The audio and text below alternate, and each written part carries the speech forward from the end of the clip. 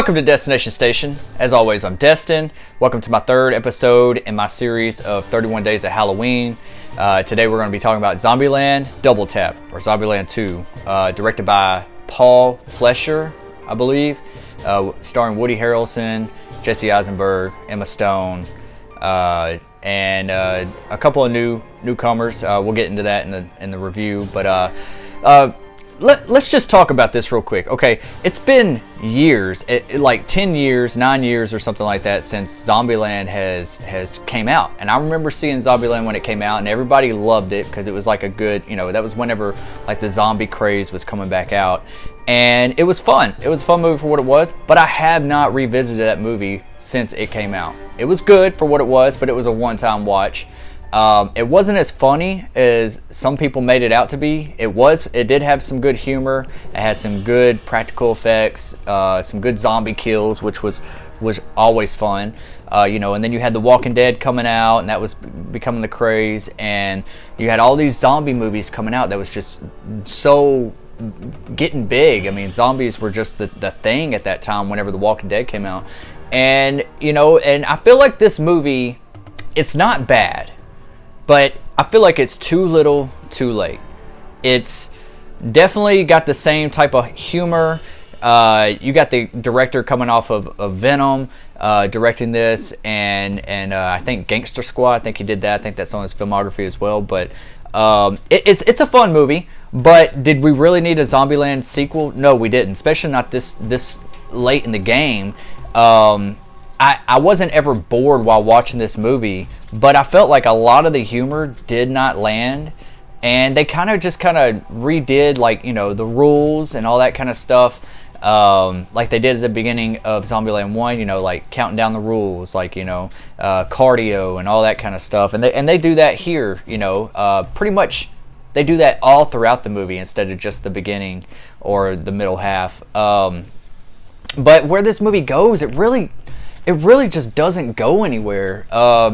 It's kind of a pretty basic plot.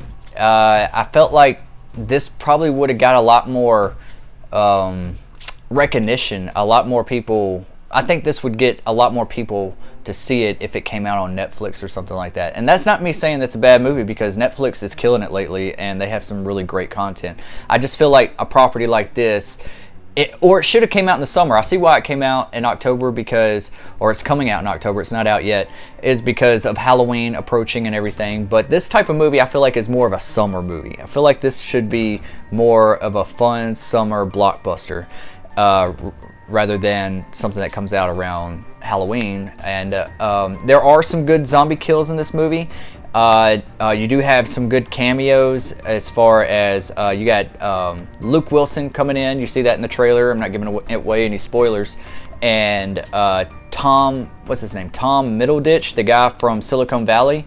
And that was kind of like the best part of the movie for me was you have these Woody Harrelson and Luke Wilson. You have them two trying to be the alpha male in the group, and they're kind of button heads. And then you have Tom Middleditch, who comes along, and he plays Silicon Valley as a similar character that Jesse Eisenberg did in Social Network. So I mean, they really did have some good chemistry together, and I really enjoyed that scene because there's a one take shot that there's like an attack going on, and the camera's just going in and out of rooms, and it just never cuts. I'm sure there are some cuts in there, movie magic, but the way it's flowed, it looks like there are no cuts, and it was really well done. That was the highlight of the movie for me.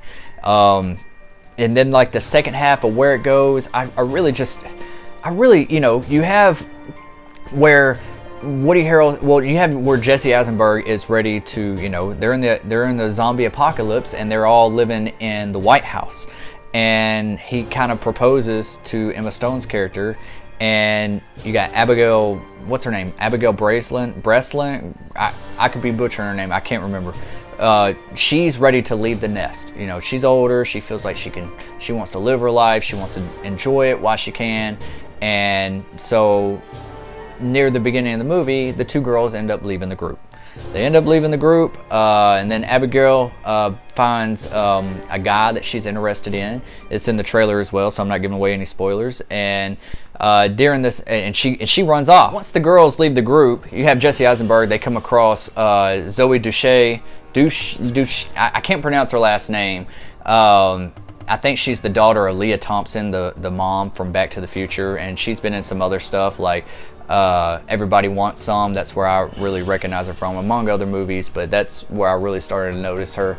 And she does really good in her part. She kind of gets obnoxious in some scenes, but that's her character. She's supposed to be obnoxious. She's supposed to be like the Legally Blonde of the group, and you think she's just she can't survive on her own, so they kind of take her in, and Jesse Eisenberg develops a relationship with her during the absence of Emma Stone leaving. And Emma Stone ends up coming back for help to find Abigail because she's done left off with this other guy, and she's supposed to go to some like hippie colonist and so she needs the guys to come back. During this time, she runs into Zoe's character, and she realizes what's been going on between Jesse Eisenberg and the Zoe, and there's like a lot of like, you know, little love triangle stuff going on right there. Nothing real serious, but it's just, you know, a little fun humor and stuff. And it's basically, you know, and then Woody Harrelson wants to go, you know, to Graceland, and you get Rosario Dawson in this movie as well. She's always great in everything that she plays.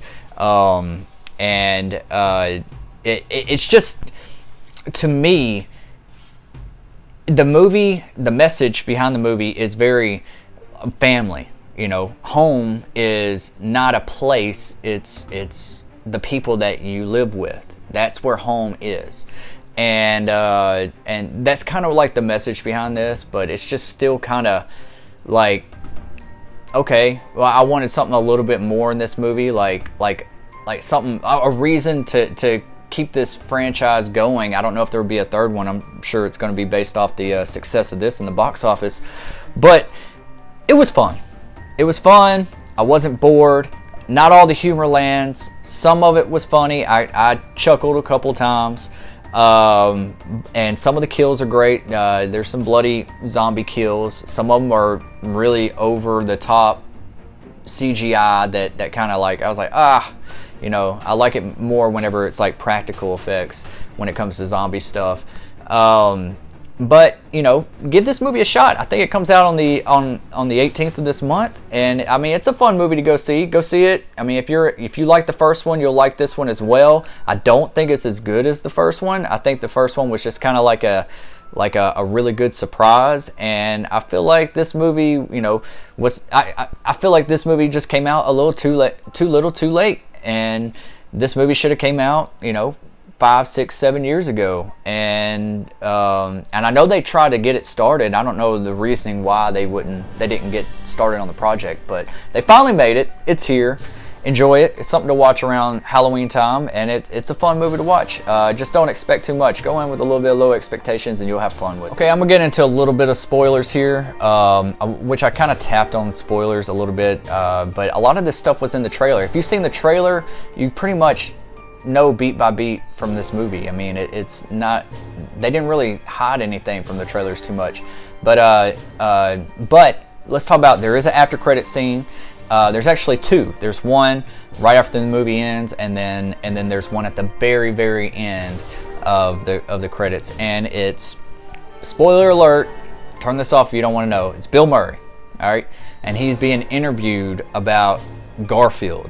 And you know, it's universally known about how, you know, that was a mistake, and how the Garfield movie and everything, and yeah, it shows that like people are starting to become zombies on the set, and Bill Murray takes matters in his own hands and starts killing everybody on set, killing all the zombies and stuff. So yeah, and then the one at the very end, he's just laughing. There's this laugh that he does that's like, it's kind of humorous, and he just does that for a good minute. So that's at the very end. If you want to stay for the very end, he's just sitting there laughing at the camera. But I feel like even Bill Murray's cameo was just shoehorned in there. Like, they done filmed the movie, and it was like, well, was that what they were waiting on or something before they released the movie? Was, hey, we got to get Bill Murray in here because people are going to expect it, because that was the best part of the first film. And you know, I mean, I don't know. I thought the cameo was a little bit unnecessary too. I love Bill Murray. I love him in everything he did. He was in a zombie movie earlier this year called The Dead Don't Die. If you haven't seen that movie, it's got a lot of dry humor. It's okay. It's I didn't review it on my channel, but check it out if you like Bill Murray stuff. But yeah, that's all I can say about this movie. There's not really a whole lot to say. It go see it. Check it out for yourself. If you like zombie stuff, if you like zombie films, you'll enjoy this. And if you like the first film, you'll like this too. If I had to rate this movie, I would give it a B-. That's me being a little generous, because B-, that's still a good score. I don't think I would ever see myself watching this movie again. Maybe if it was on TV or Netflix or something like that and I have nothing else to watch. But it's just like the first film. I enjoyed the first film. I do want to revisit the first film now that I've seen this one. But after I watched the first movie, I had no desire to watch it again. I had a good time while I was watching it, but there's not a whole lot there. It's kind of just it's just a movie to have on in the background. But anyways, that's how I feel about the Zombieland films. All the actors are great in this. Like that's where all the money probably went to, was the actors, because they have really good casting in these movies. And these, from the first Zombieland movie to this movie, they've grown a lot. Like, they were, besides Woody Harrelson, they were like kind of getting started and getting going, and now they've grown into like mega stars, and they got a lot of projects in the work. And so, I mean, I'm pretty sure they weren't cheap to get back in the sequel. So let's see if they make a Zombieland 3. If they do make a Zombieland 3, I would like to see it go in a different direction. I just want to see something different. I don't know. I guess I'm just zombie fatigue over here. I'm just ready. I'm glad slashers are making a comeback, because zombies and ghosts and all that exorcism stuff, I'm over it for right now. Let's give it a break. Like I said, this movie's too little too late. Should have came out 5, 6, 7 years ago. I'm all about slashers now, if you can't tell from my background. All right, there was my rating, there's my review. I hope you like this movie. Once you get to see it, once you do see it, come back to this video, put a comment section down below. Let me know what you thought about it. How does it compare to the first film? And as always, thank you for watching. This is my 31 Days of Halloween special. I have a couple other reviews coming out to you very shortly. I saw Joker, that's coming to you. And I want to do a deep dive into A Nightmare on Elm Street, the 1984 original. So be looking out for those videos. All right, guys. See you on the next one. Peace.